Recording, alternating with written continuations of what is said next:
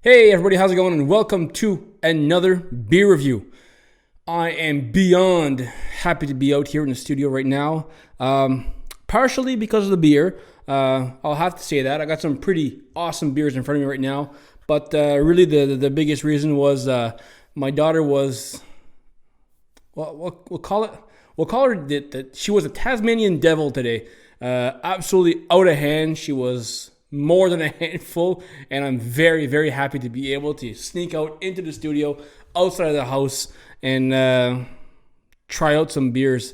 I've not the first time I've tried these, but nevertheless, I think it's more of a I just wanted to sneak out of the house and have a beer, and I thought I might as well share it with you guys.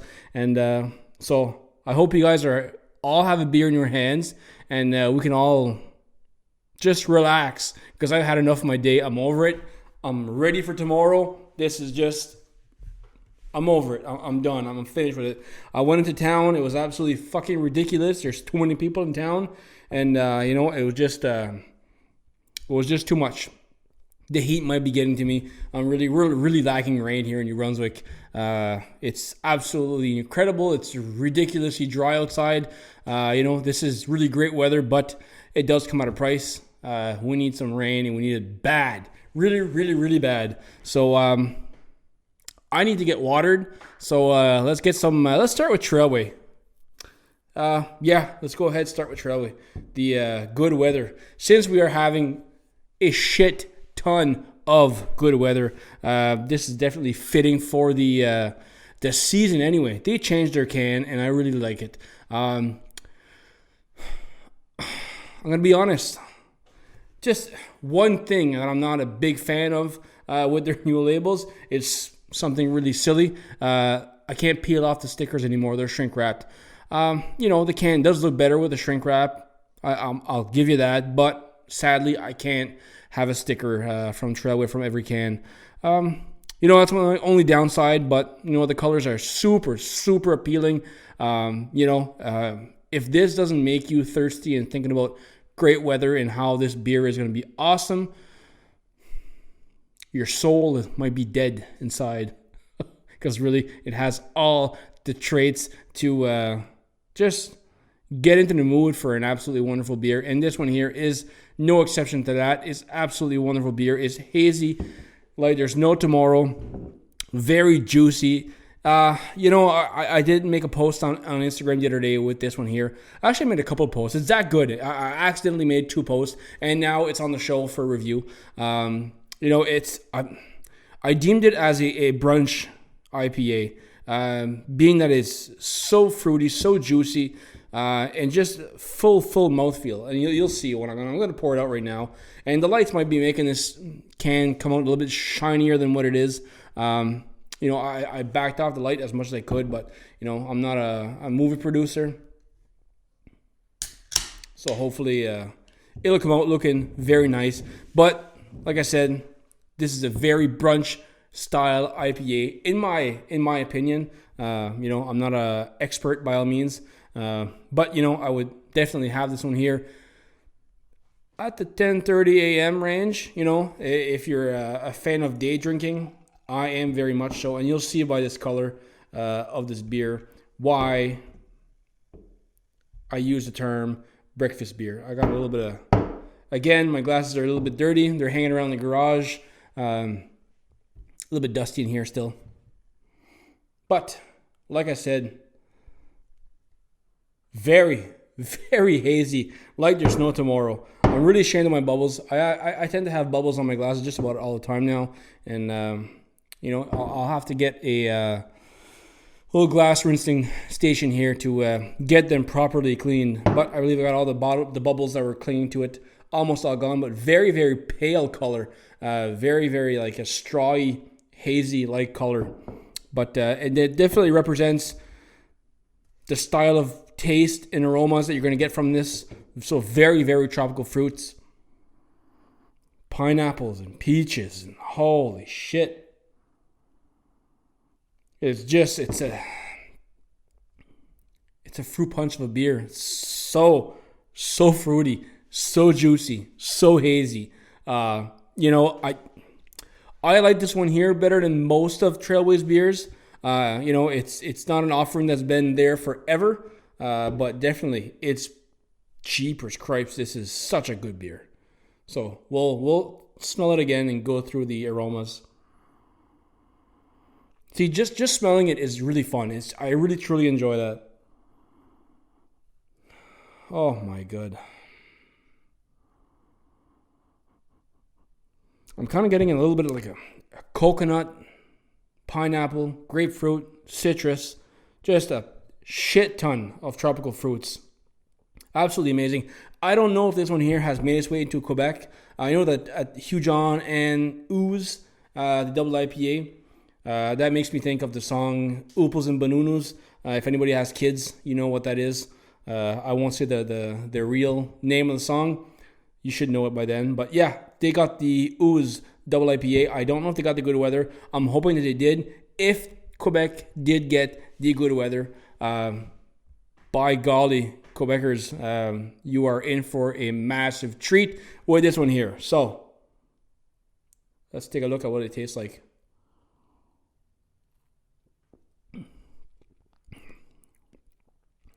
Just like the aroma, really follows through with all those incredible, beautiful fruit flavors just coming in through so nicely, so smooth. Nice little bitter back end to it. Nothing to get too crazy about and too critical on. But really a beautiful mouthfeel. Just a cloudy beer. So good.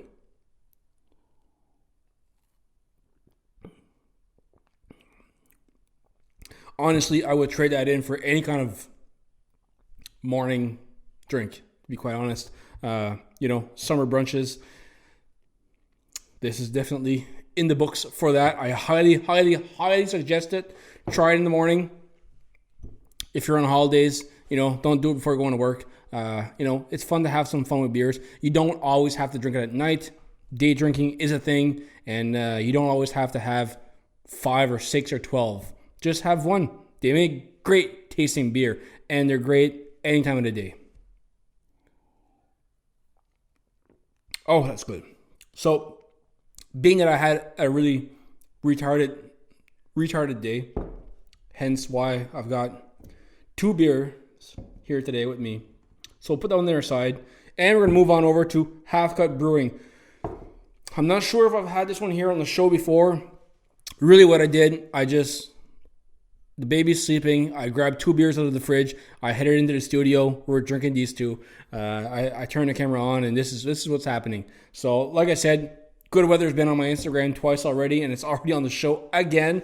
So I'm not quite sure if Half Cut has been on the show yet or not. I know I did a review with Bootlegger on this one here back in the very, very dark days of the pandemic when we couldn't even be in the same room, and we did it via Zoom.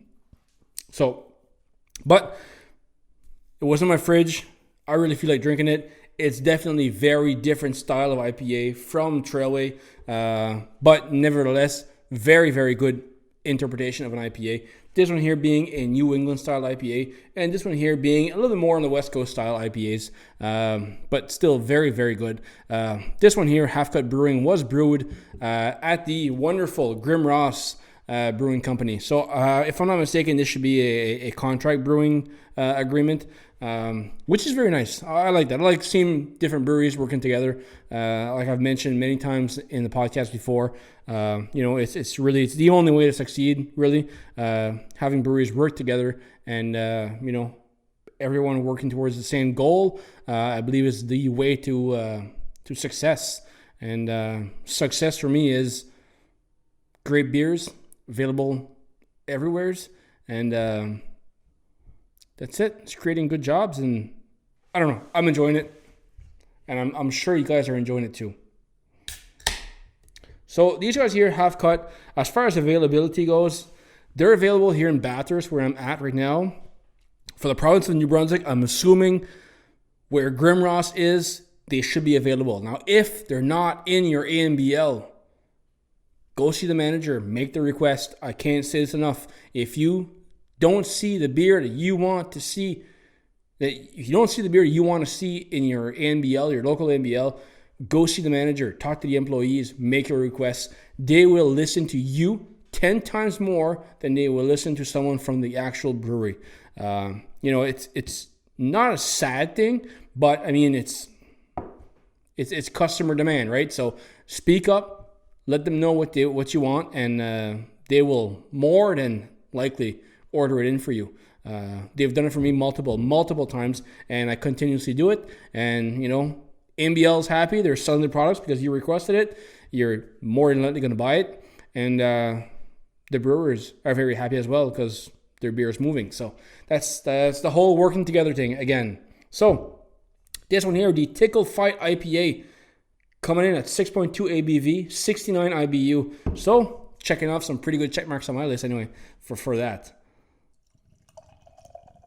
So again, I'm going to warn you ahead of time, my glass is going to be dirty. I'm in my garage. I don't have any running water to clean out my glasses. I wouldn't take a picture with a dirty glass, but sometimes in reviews, we're live and shit happens. But not everybody is a picky beer drinker or I don't know what I would call it. But what a nice color. Just your classical dark copper color for an IPA. Very nice. I had it on tap not too long ago, maybe like 2 or 3 days ago at Bootlegger. You can find it there pretty often on tap. It's not a rare thing to find Half Cut Brewing on tap there. So very, very different aromas. Still some tropical fruits. Bit of a little toffee notes to it as well. A little bit more malty than, definitely more malty than what Trailway is offering would be. So, still, where we're at now, the New England IPAs have been out for a very long time, and I've indulged in New England IPAs so heavily. I did get oversaturated, so I backed off from it completely. I still do love IPAs. IPAs are the number one beer that I just can't get enough of. And there's so many variations of them. There's millions of varieties. So I do tend to go more towards the West Coast style IPAs. But today, good weather, New England style IPA. Felt pretty good going down. So I might be over the oversaturated part of drinking the New England IPAs. But I did really hit that point that I just couldn't. I really was missing that massive bitterness. And this one here is coming in at 69 IBU. So should be very good. So let's give it a try.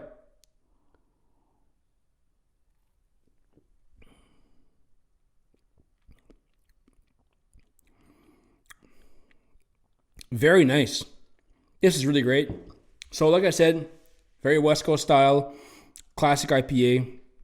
Not overly bitter, but it does have that nice bitter hit to it. It's not overly malty as well. So very nice. Nice little citrus fruits on the front end. And then finishing off with a nice bitter back end. Not too much. And, this really came out very, very nice. Still very refreshing on these super hot days that we're getting right now. You really want to stick to... I'm really like... I do say that stouts are an all year-long beer, but holy smokes, I'm really having a hard time drinking them in the above 30-degree temperatures that we're getting right now. I'm really trying to stick to as much as I can to very refreshing beers. And these two here are definitely refreshing beers, although this one here is slightly more thick than the half-cut Tickle Fight IPAs, but nevertheless, both of them are very, very refreshing.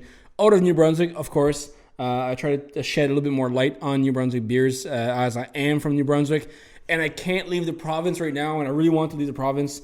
By the time this airs, more than likely the Atlantic bubble will be open. So we will be able to travel from PEI to Nova Scotia and to Newfoundland and to New Brunswick as well. So yes, definitely looking forward to traveling throughout the provinces and tasting some new beers that I haven't been able to try for the past 3-4 months ever since this pandemic hit us so fucking hard.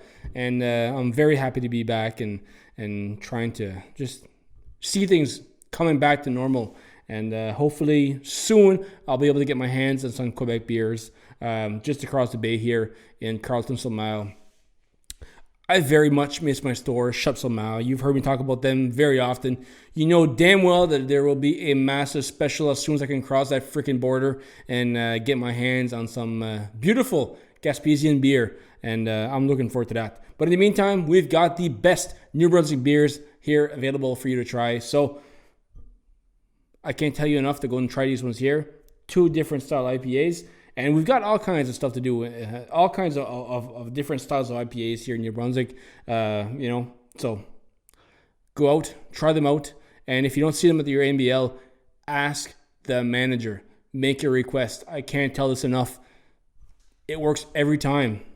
So on that note, I want to say cheers, and thanks to everybody for watching, and thanks again to my sponsors. The intro song was brought in by the Blue Marshalls. Thank you very much for letting me use that song. Hopefully one day, soon again, we'll be able to see them in concert. I'm really looking forward to it. And again, Bootlegger for being an equipment sponsor. Thank you very much. And also Bass Attack Fishing, who is full swing into season, as well as my other sponsor, who's kind of like working a partnership with Bass Attack Fishing, Drift Fishing, are both in full swing right now. I will be going on a fishing adventure very, very soon with Bass Attack Fishing. So keep your eyes open for that. And if you're traveling from Nova Scotia, PEI, Newfoundland to New Brunswick, or you're doing a staycation in New Brunswick, make sure to hit up Bass Attack Fishing for your amazing kayak fishing adventure. It's absolutely amazing. So on that note, cheers again, and we'll see you next time.